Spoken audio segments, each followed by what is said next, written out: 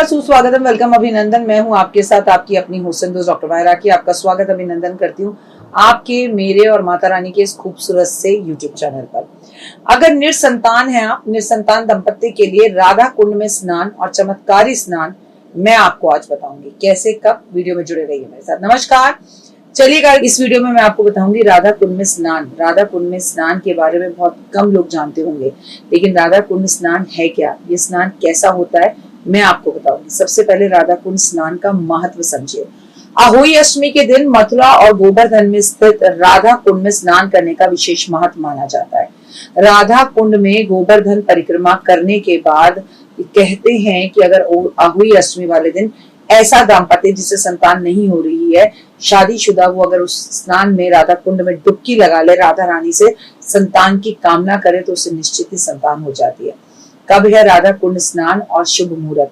राधा कुंड का स्नान इस बार 13 अक्टूबर के दिन होगा। सोमवार का दिन है, अहोई माता अहोई अष्टमी है, और जिस दिन अष्टमी होती है इसके ठीक 8 दिन बाद जो है वो दिवाली होती है। राधा कुंड में स्नान का जो मुहूर्त बन रहा है वो सुबह 4 बजे से बन रहा है। अगर ऐसा दंपत्ति जिसे संतान हो ही नहीं रही, प्लीज आप उन्हें इस कुंड के बारे में जरूर बताएं। कहते हैं वैसे भी इस कुंड में स्नान करने से आपके जन्मों के पाप जो है वो कट जाते हैं।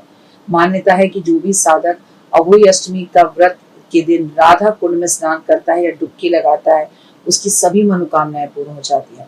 वहीं अगर अहोई अष्टमी के दिन आधी रात में कुंड में स्नान किया जाए तो इससे साधक को संतान प्राप्ति की इच्छा तो पूर्ण होती है, लेकिन उसमें कई तरह की सिद्धियां भी प्राप्त होती है।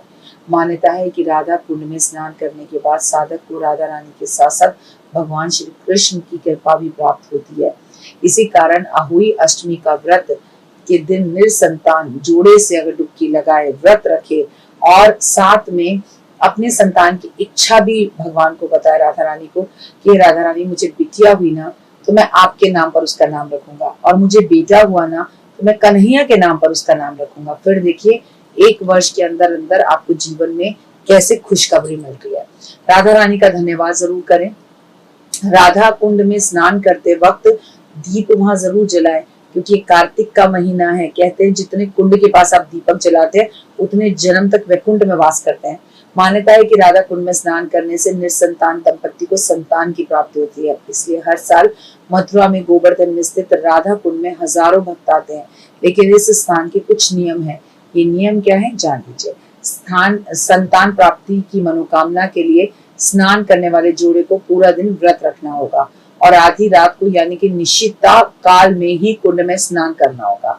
इस दौरान कच्चे सफेद कद्दू, जिसे पेठा कहा जाता है, उसे एक लाल कपड़े में बांधकर अपने हाथ में रखना होगा डुबकी लगाते वक्त, और इसे हाथों में लेकर राधा रानी का ध्यान करते हुए, मनोकामना बोलते हुए, इसके बाद इस पेठे को राधा रानी को अर्पित करना होगा।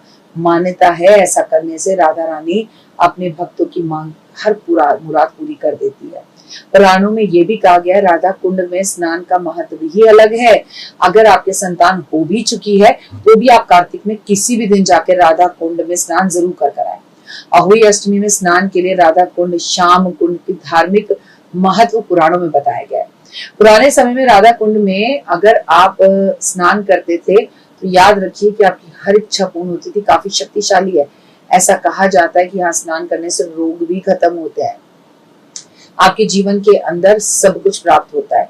इसीलिए अगर आपने अभी तक राधा कुंड में एक बार भी स्नान नहीं करा तो एक बार स्नान जरूर करिए और अपने जीवन में चमत्कार देखिए। और अगर कार्तिक में दिए नहीं जलाए तो दिए जरूर जलाए, लेकिन राधा कुंड में स्नान करने के बाद आपको गाय और उसके बछड़े की सेवा भी करनी चाहिए और कृष्ण जी को बांसुरी अर्पण करनी चाहिए। ऐसा करने से आपके जीवन में बाहर आती है और आपको गुड न्यूज़ मिलनी शुरू हो जाती है।